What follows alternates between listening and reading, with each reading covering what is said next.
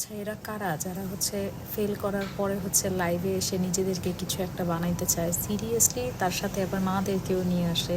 মানে আমি তো চিন্তাই করতে পারি না, আমি যদি কোনো দিন মুখ থেকে উচ্চারণও করছি যে এইবার হচ্ছে আমার পরীক্ষা ভালো হয় নাই, তাতেই তো আমার মা যে লুকিংটা আমাদের দেয় সেটা দেখার পর আমার মাথাটা নষ্ট হয়ে যায়। মনে হয় আল্লাহ, আমি যদি কিছুর 1-2 নাম্বার কম পাই সেটা তো আমার জীবন শেষ করে দিব। কিন্তু এই ধরনের মা আসলে কারা আমি তো চিন্তাই করতে পারি না।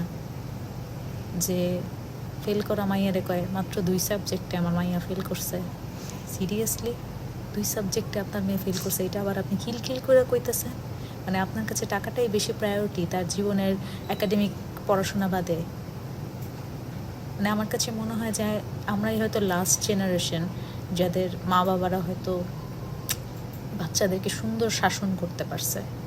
বাকিগুলো তো পাংখা, মাও পাংখা, বাচ্চারাও পাংখা।